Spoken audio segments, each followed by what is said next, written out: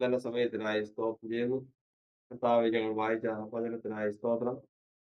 സങ്കീർത്തനത്തിൽ നിന്ന് ഞങ്ങൾക്ക് വേണ്ടത് സ്വർഗ്ഗത്തിൽ നൽകി തരുമാറാകണം. കർത്താവെ, നാഥാ, ഇന്ന് ഈ ആരാധന സംബന്ധിക്കുന്ന സാധനം ഭവനവും ശരിയും ഭവനവും അതുപോലെ മുസ്ലിം ഭവനവും അതുപോലെ തന്നെ കോയും ഭവനവും എല്ലാവരെയും കർത്താവ് സമൃദ്ധിയായിട്ട് അനുഗ്രഹിക്കുമാറാകണം. എല്ലാവർക്കും വേണ്ട ദൂതുകളും ആലോചനകളും ദൈവശക്തിയും സ്വർഗ്ഗത്തിൽ നൽകി തരുമാറാകണം. ഒന്ന് നമുക്ക് തുറക്കാനാകട്ടെ. വാഴ്ത്തം അനുഗ്രഹിക്കണം. യേശുവിന്റെ നാമത്തിൽ ആമേൻ. നമുക്കിരിക്കാം.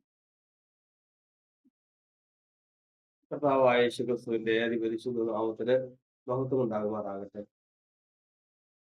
ഈ ആഴ്ചവട്ടത്തിന്റെ ഒന്നാമത്തെ ദിവസം ആരാധനയ്ക്കായി നമ്മൾ മുട്ടുകളെ മടക്കിയിരിക്കുന്നുവല്ലോ. ദൈവത്തിന് മുമ്പാകെ നമ്മൾ മറ്റെല്ലാ കാര്യങ്ങളും നീക്കി വെച്ചതിന് ശേഷം ഈ ഒരു ദിവസം അത് ദൈവത്തെ ആരാധിക്കാനും ദൈവത്തിന്റെ മുഖം അന്വേഷിക്കാനുള്ള ദിവസമാണെന്ന് നാം മനസ്സിലാക്കി നാം അതിനുവേണ്ടി ശ്രദ്ധയോടെ ജാഗരിക്കുന്ന സമയമാണ്. കർത്താവ് ഇസ്രായേൽ മക്കൾക്ക് കൊടുത്തിട്ടുള്ള ശവത്ത് യഥാർത്ഥത്തിൽ ശവത്തിന്റെ ദിവസം എന്ന് പറഞ്ഞ ആഴ്ചവട്ടത്തിലെ അവസാനത്തെ ദിവസമാണ്. എന്നാൽ ശവത്തിനും കർത്താവാണ് യേശു. യേശു മനുഷ്യ വംശത്തിന്റെ പാപങ്ങളുടെ പരിഹാരത്തിനായിട്ട് ക്രൂശിൽ യാഗമായി തീർന്നു. അവൻ 3 ദിവസം ഭൂമിക്കുള്ളിൽ ഇരുന്നു. ജീവനറ്റ അവന്റെ ശരീരത്തെ കല്ലറയിൽ അടക്കം ചെയ്തു. അങ്ങനെ ശവത്തിൽ അവൻ ഭൂമിക്കുള്ളിലായിരുന്നു. 3-ാം ദിവസം, ആഴ്ചവട്ടത്തിന്റെ 1-ാമത്തെ ദിവസം, മരണത്തെ ജയിച്ചവനായി അക്ഷയനായിട്ട് അവൻ ഉയർത്തെഴുന്നേറ്റു. അങ്ങനെ തന്റെ ശിഷ്യന്മാരെ ഏൽപ്പിച്ചത് പ്രകാരം, ശിഷ്യന്മാരെ ഏൽപ്പിച്ചത് പ്രകാരം ആഴ്ചവട്ടത്തിന്റെ 1-ാം നാൾ ആരാധനയ്ക്കായിട്ട് കൂടിവരുന്ന ഒരു സമ്പ്രദായം ദൈവത്തിന്റെ സഭയ്ക്ക് ലഭിച്ചു. അതിന് പ്രകാരം നമ്മൾ ഈ ഒരു ദിവസം അതിനുവേണ്ടി മാറ്റിവെച്ചിരിക്കുകയാണ്. നമ്മൾ ചിന്തിക്കേണ്ട ഒരു വിഷയമുണ്ട്. ദൈവം 6 ദിവസം കൊണ്ട് സൃഷ്ടി നടത്തിയതിനു ശേഷം 7-ാമത്തെ ദിവസം സ്വസ്ഥമായിരുന്നു. ആ സ്വസ്ഥമായിരുന്ന ദിവസത്തെ ദൈവം തന്നെ ശബത്ത് എന്ന് വിളിച്ചു. 7-ാമത്തെ ദിവസത്തെ സ്വസ്ഥത. ഇതുപോലെ തന്നെ ഭൂമിയിൽ മാനവരാശിയൊക്കെ നടന്നതിന് ശേഷം അവരുമായിട്ട് കർത്താവ് ഒരു സ്വസ്ഥതയുടെ 1000 വർഷം ഈ ഭൂമിയെ ഭരിക്കും എന്നുള്ളത് ഒരു വിശ്വാസിയുടെ പ്രത്യാശയാണ്. എന്നാൽ ഇവിടെ നമ്മൾ ഇന്ന് ചിന്തിക്കുന്നതിന്റെ വിഷയം, നാളെ ആ സ്വസ്ഥതയിലേക്ക് പ്രവേശിക്കാനായിട്ട് വരുമ്പോൾ കാര്യങ്ങൾ ഇതാന്ന് പറഞ്ഞെല്ലാം മാറും. ആ സ്വസ്ഥതയിലേക്ക് പ്രവേശിക്കാനായിട്ട് വരുമ്പോൾ നമ്മൾ ഒരിക്കലും ഇതിനെ അപമാനിച്ചവരായിരിക്കരുത്. അതായത് ആഴ്ചവട്ടത്തിൽ ഒരു ദിവസം ദൈവം എനിക്ക് തന്ന ദിവസം ആരാധനയ്ക്കായിട്ട് ഞാൻ അതിനെ വേർതിരിച്ച് മാനിച്ചിട്ടുണ്ട് എന്ന് ധൈര്യമായിട്ട് നമുക്ക് പറയാൻ കഴിയണം.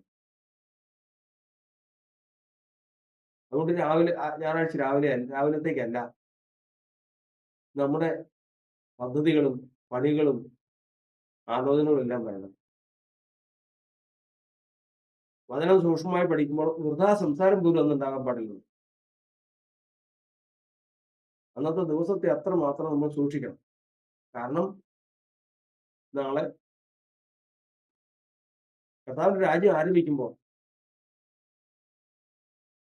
അതിനെ അപമാനിച്ചവരാരും അതിൽ മാനിക്കപ്പെടുകയില്ല, അവിടെ പ്രവേശിക്കപ്പെടുകയില്ല. അതുകൊണ്ട് ഈ ദിവസം എന്ന് പറയുന്നത് ഏറ്റവും പ്രധാനപ്പെട്ടതും നമ്മൾ ഭയപ്പെടേണ്ടതുമാണ്.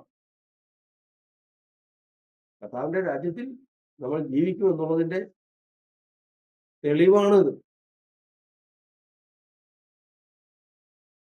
ആ തെളിവെന്ന് പറഞ്ഞു കഴിഞ്ഞാൽ ആഴ്ചവട്ടത്തിന്റെ ഒന്നാമത്തെ ദിവസം നമ്മൾ റോഡിൽ കൂടെ കാണാം. ഓരോരുത്തര് അതിരാവിലെ എഴുന്നേറ്റ് ജോലിക്കും ഉപജീവനത്തിനും ഓരോരോ പ്രവർത്തികൾക്കായിട്ട് ഓടുന്നു. നല്ലൊരു ചെറിയ വിഭാഗം സത്യവേദോത്സവവും കയ്യിൽ എത്തിക്കൊണ്ട് ആരാധനയ്ക്കായിട്ട് ഭയത്തോടും ഭക്തിയോടും കൂടി പോകുന്നു. ശേഷിക്കുന്ന സമയം അവര് സുവിശേഷം അറിയിക്കുന്നു, ദൈവത്തിന്റെ പ്രവൃത്തികൾ ചെയ്യുന്നു, അങ്ങനെ ഉള്ളതായിട്ട് കാര്യങ്ങളെല്ലാം ചെയ്യുന്നു. ഇത് കാണുകയാണ്. അതിനെ നോക്കിക്കൊണ്ടാണ് അദ്ദേഹം പറയുന്നത്, നാളെ ആ പോകുന്ന കൂട്ടം എന്ന് പറയുന്നത് നാളെ ക്രിസ്തുയേശു ഇവിടെ രാജാവായിട്ട് വാഴുമ്പോൾ ആ രാജാവിനോട് കൂടെ വാഴേണ്ട കൂട്ടമാണ്. അതിന് വിശ്വാസമുള്ളവര് ആരാധന മുടക്കുകയില്ല. ആരാധന എന്ന് കേൾക്കുമ്പോൾ അവർ ഭയപ്പെടും. കാരണം അവരുടെ എല്ലാ പ്രത്യാശയും അതിൽ കൂടിയാണ്.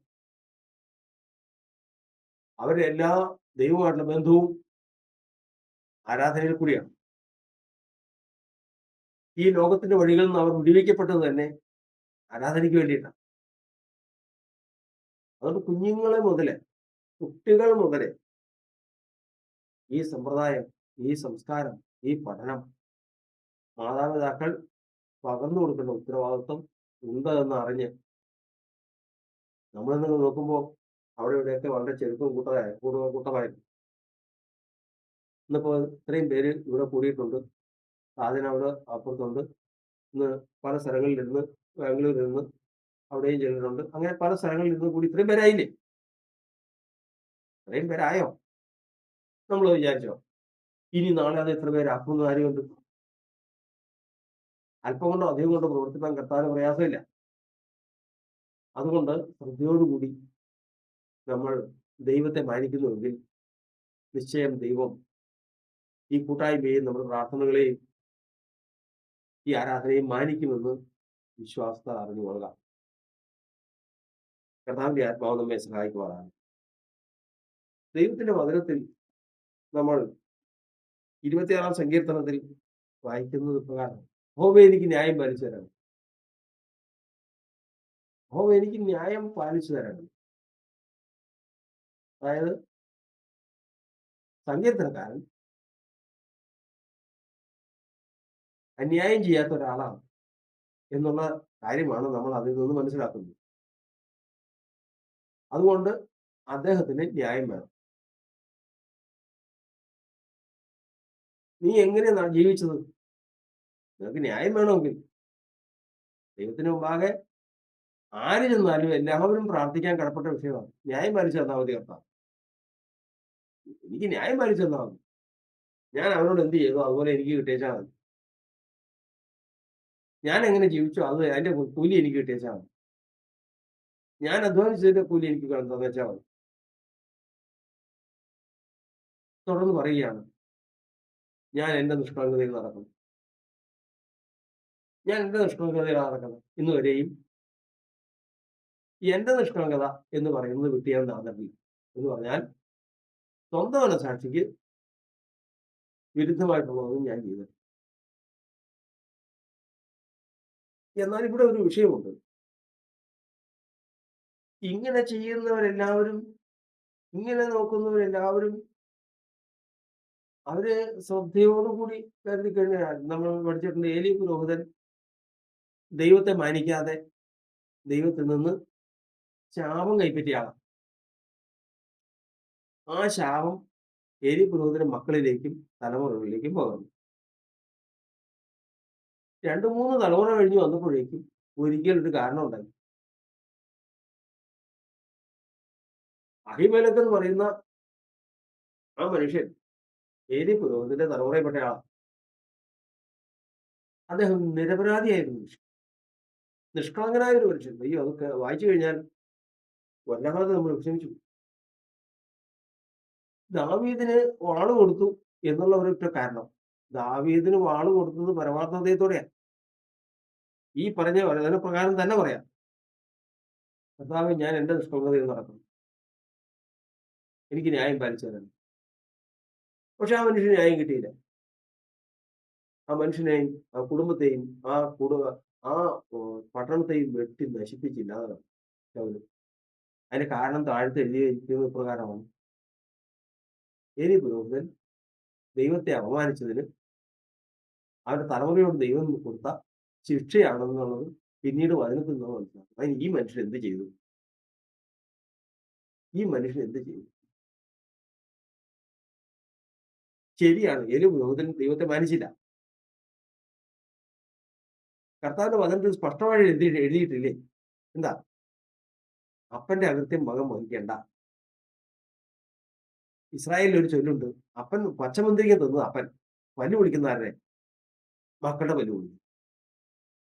ഇനി നിങ്ങൾ അങ്ങനെ പേടിക്കണ്ട, അങ്ങനെ വരില്ല എന്ന് കർത്താവ് പറഞ്ഞിട്ടില്ലേ? പച്ചമുന്തിരിങ്ങ തിന്നവന്റെ പല്ല് വിളിക്കൂ എന്ന് കർത്താവ് പറഞ്ഞിരിക്കുന്നതാ. പക്ഷെ ഇത് പച്ചമുന്തിരിങ്ങ തിന്നതാരാ? ഏലിപ്പുരോഹിതൻ. പല്ല് വിളിച്ചതായിരുന്നു. 3 തലമുറ കഴിഞ്ഞ് വന്ന് 4 തലമുറ കഴിഞ്ഞ് വന്ന് അബീമേലെക്കിന്റെ പല്ല് വിളിച്ചു. കുടുംബം മുഴുവനും നശിച്ചു. എന്താ ഇതിന് മറുപടി? എന്താണ് ഇതിന്റെ മറുപടി? ദൈവത്തിന്റെ വചനം പറയുന്നത് അപ്പൻ ചെയ്യുന്നതിന്റെ അകൃത്യം മക്കൾ വഹിക്കേണ്ട. പക്ഷേ ഒരു വിഷയമുണ്ട്. തീർത്തും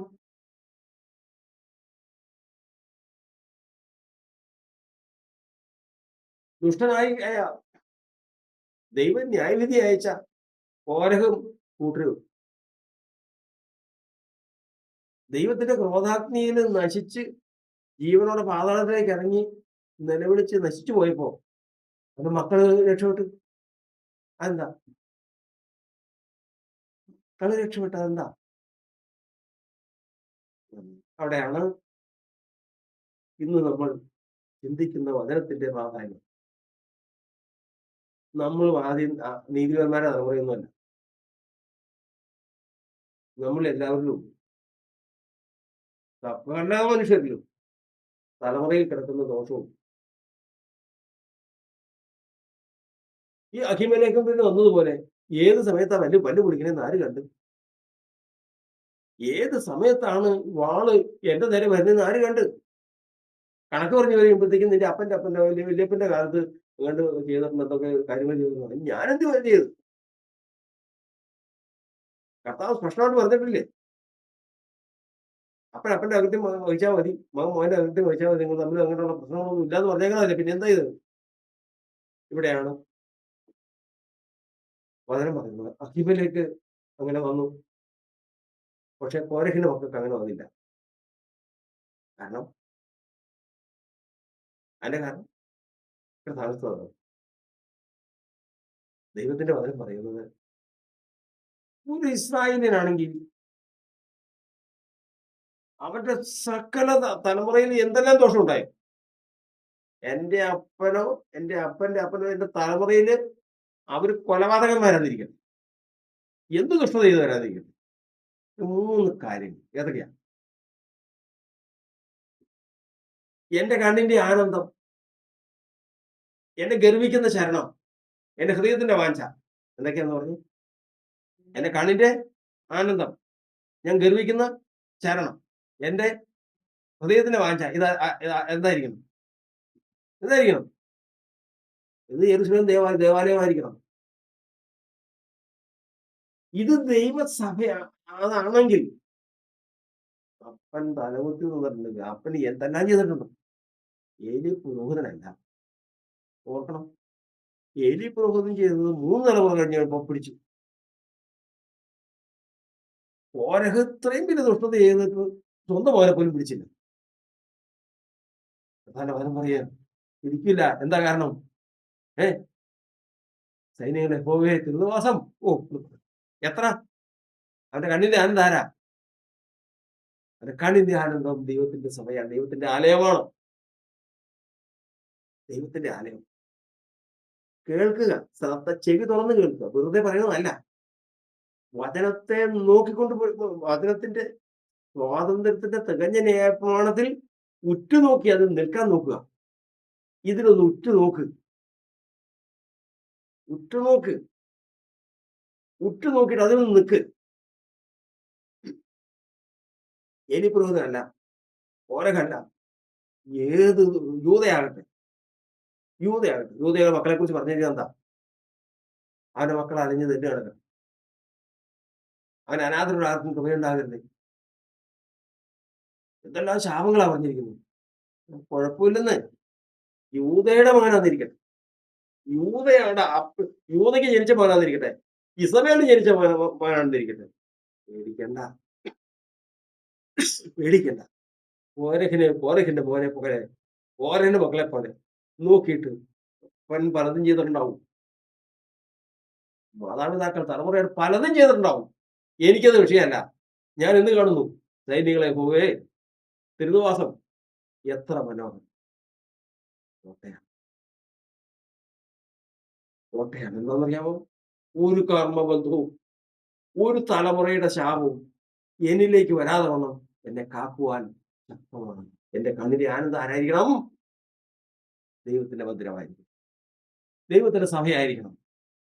സഹോദരങ്ങളെ, ഇന്ന് നമുക്ക് ലോകത്തിൽ സത്യം ഏതെന്നറിയാനും സത്യസഭ ഏതെന്നറിയാനും സാക്ഷാൽ ദൈവത്തിന്റെ ആലയം ഏതെന്നറിയാനും ലോകം മുഴുവനും മനുഷ്യൻ ഓടി നടക്കുമ്പോൾ കൃപയാൽ നമുക്ക് തന്നിരിക്കുന്ന കർത്താവിന്റെ ആലയം, കർത്താവിന്റെ സഭ, അതിനെ വലുതായി, അതിനെ തന്നെ ശ്രദ്ധ വെച്ച്, അതിനെ കണ്ണിന്റെ ആനന്ദമാക്കി, അത് ഗർവിക്കുന്ന ശരണമാക്കി, അത് ഹൃദയത്തിന്റെ വാഞ്ചയാക്കി ഒരു ചിട്ടപ്പെടുത്തിയ ഒരു ജീവിതം ഇന്നുണ്ടാകട്ടെ, ഇന്നുണ്ടാകട്ടെ.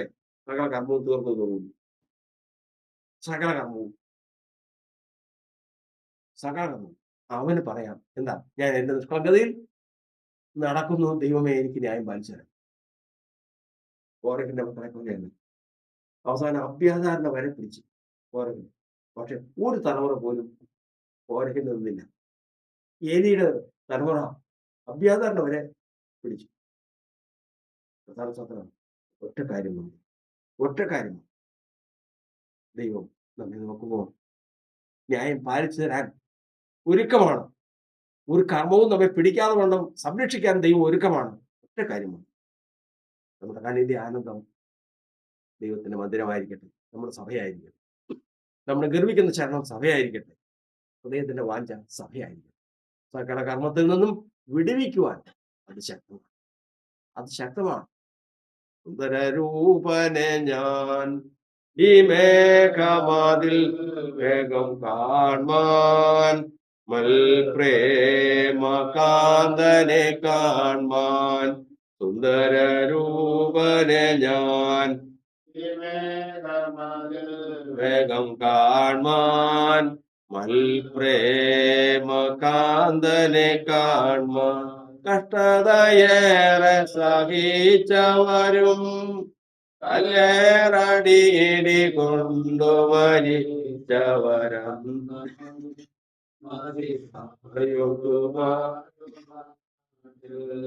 കഷ്ടതയേറെ സഹിച്ചവരും കല്ലേറടിയിടി കൊണ്ടു മരിച്ചവരന്ന്